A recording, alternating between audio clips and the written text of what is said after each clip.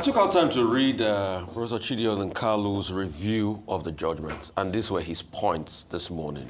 You know, he's a legal mind, and he has read through the CTC.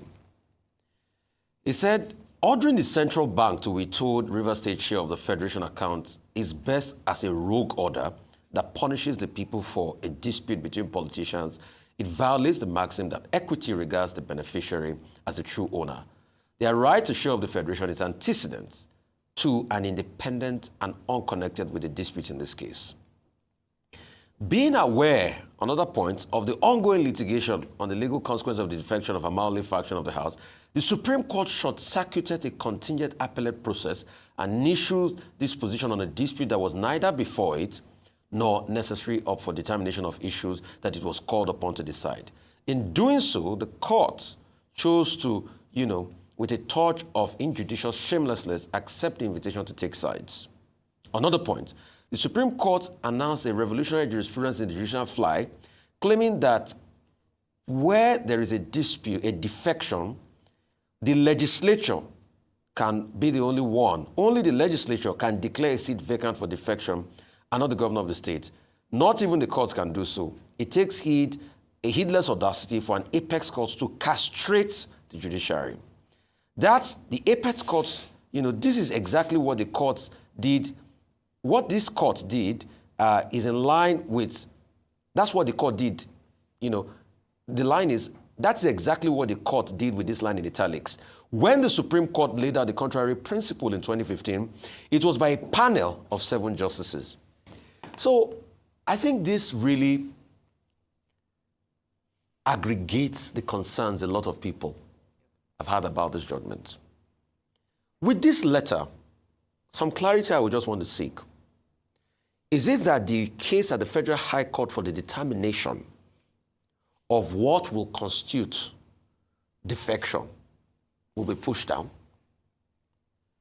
Is it that the lawmakers, all of a sudden, that at first threatened impeachment, will shake their sword?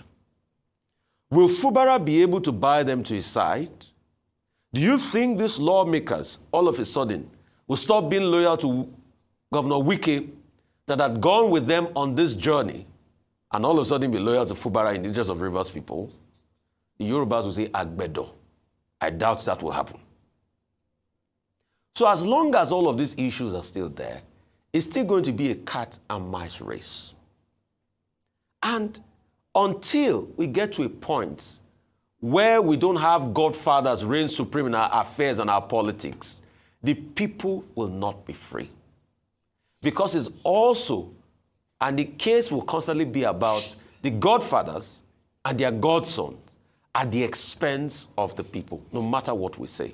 I rest my case on all these points. Thank you very much. Okay, very quickly. Yeah, I appreciate the comments that you quoted coming from a legal mind.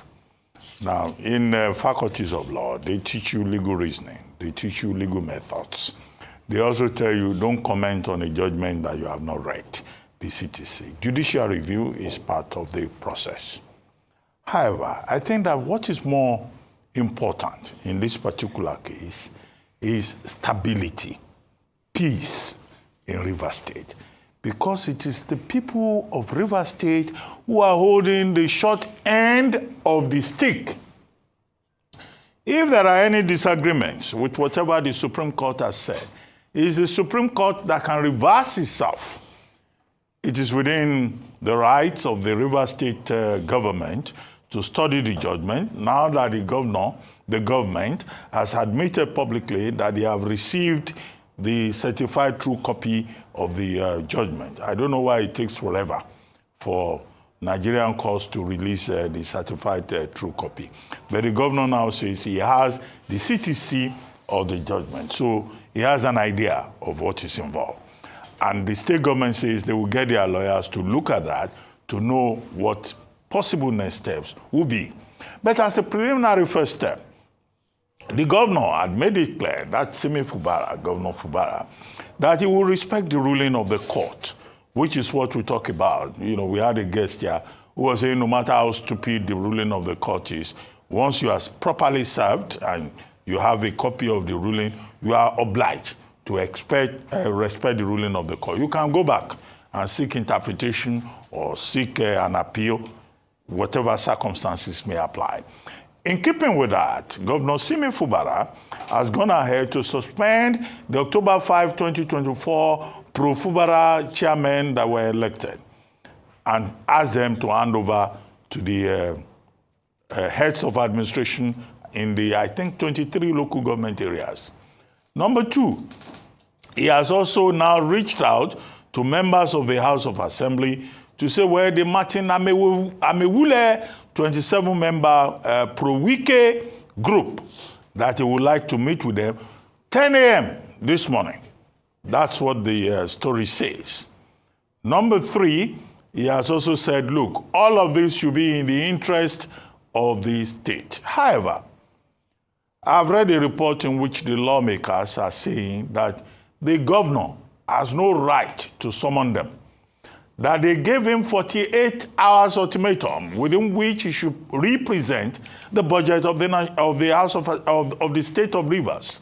The same budget that he had presented previously to Honorable Okojumbo, a four-man assembly, the 2024 budget and 2025 budget. Now that 48 hours ultimatum expired.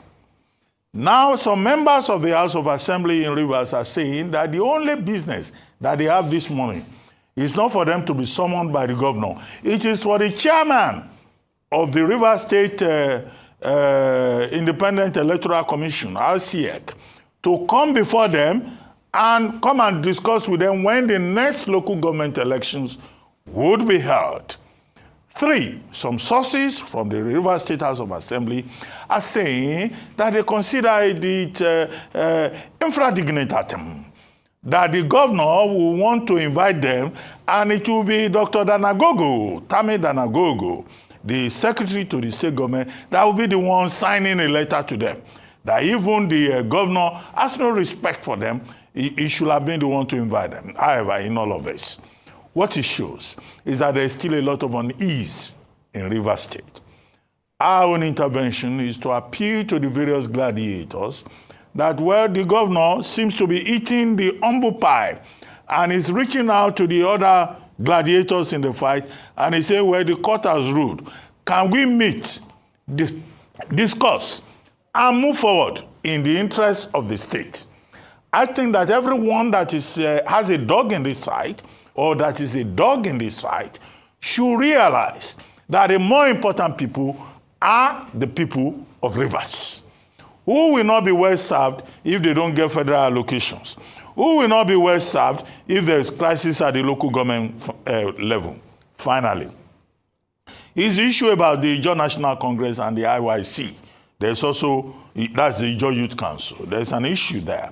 There is a group now that has come forward to say that, look, either the IJC or the IYC cannot say that there will be chaos in Rivers State because there is a plan to impeach Governor Fubara. Their own argument is that the Supreme Court judgment does not talk about impeachment of Fubara.